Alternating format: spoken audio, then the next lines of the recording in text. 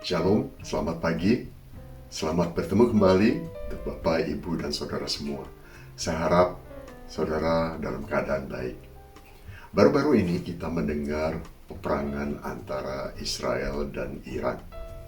Dan peperangan ini seakan tidak berhenti melanda dunia. Beberapa saat yang lalu kita juga mendengar mengenai perang antara Rusia dan Ukraina dan beberapa peperangan yang lain. Banyak orang yang mengatakan ini adalah tanda-tanda akhir zaman dan merupakan nubuatan para nabi. Bapak Ibu, peperangan ini terjadi di luar negara kita. Jauh, mungkin agak jauh dari tempat kita tinggal. Tetapi ada peperangan lain yang lebih dekat dengan kita, yaitu peperangan melawan diri kita sendiri. Peperangan antara membuat keputusan yang baik dan tidak baik, mengambil tindakan atau keputusan berdasarkan firman Allah atau yang bertentangan dengan firman Allah, atau keputusan yang sesuai dengan kehendak Roh Kudus atau sesuai dengan keinginan daging kita. Semua hal yang tidak baik itu berasal dari iblis. Rasul Paulus menuliskan kepada jemaat di Efesus di pasal yang ke-6 ayat yang ke-12 yang mengatakan demikian, karena perjuangan kita bukanlah melawan darah dan daging, tetapi melawan pemerintah-pemerintah, melawan penguasa-penguasa, melawan penghulu-penghulu dunia yang gelap ini, melawan roh-roh jahat di udara. Jadi, bagaimana cara kita untuk menghadapi serangan si iblis ini? Allah telah memberikan kepada kita senjata-senjata rohani yang memperlengkapi kita dalam memerangi serangan-serangan iblis ini. Di ayat 11 dan kemudian ayat 13-18a, Paulus melanjutkan perintahnya. Kenakanlah seluruh perlengkapan senjata Allah, supaya kamu dapat bertahan melawan tipu muslihat iblis.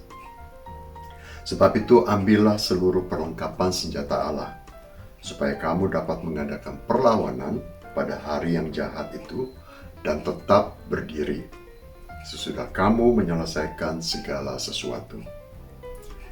Jadi, berdirilah tegap, berikat pinggangkan kebenaran, dan berbaju jirakan keadilan. Kakimu berkasutkan kerelaan untuk memberitakan Injil damai sejahtera. Dalam segala keadaan, pergunakanlah perisai iman. Maaf. Sebab dengan perisai itu, kamu akan dapat memadamkan semua panah api dari si jahat. Dan terimalah ketopong keselamatan dan pedang roh, yaitu firman Allah, dalam segala doa dan permohonan. Bapak Ibu, Tuhan Yesus sendiri telah memberikan contoh saat dia dicobai oleh iblis 3 kali sebelum memulai pelayanannya. Dan Tuhan Yesus telah mengalahkan semua pencobaan iblis ini dengan firman Allah. Jadi, jangan lupa untuk mengenakan seluruh perlengkapan senjata rohani saat saudara memasuki hari yang baru ini. Tetap berdiri teguh dan terus siaga dalam berperang melawan pencobaan-pencobaan iblis. Bapak Ibu, Tuhan tidak akan meninggalkan kita berperang sendirian. Roh Kudus akan menyertai kita dan berperang bersama kita. Saat saudara berserah dan bersandar sepenuhnya kepada Tuhan Yesus. Tuhan Yesus telah mengalahkan dunia. Oleh karena itu, bersama dengan Yesus, saudara akan menang dalam peperangan melawan pencobaan-pencobaan dari iblis. Saudara, jangan lupa juga untuk menolong saudara-saudara seiman kita yang sedang dalam peperangan. Kita adalah satu tubuh Kristus. Jadi jika ada bagian tubuh yang sedang berperang, maka bagian tubuh yang lain akan merasakannya. Jadi jangan biarkan saudara seiman kita berperang sendirian. Tetaplah berdiri teguh, tetap siaga, dan tetap semangat. Selalu ingat bahwa Tuhan Yesus telah mengalahkan iblis. Jadi kemenangan ada di pihak kita. Tuhan Yesus memberkati.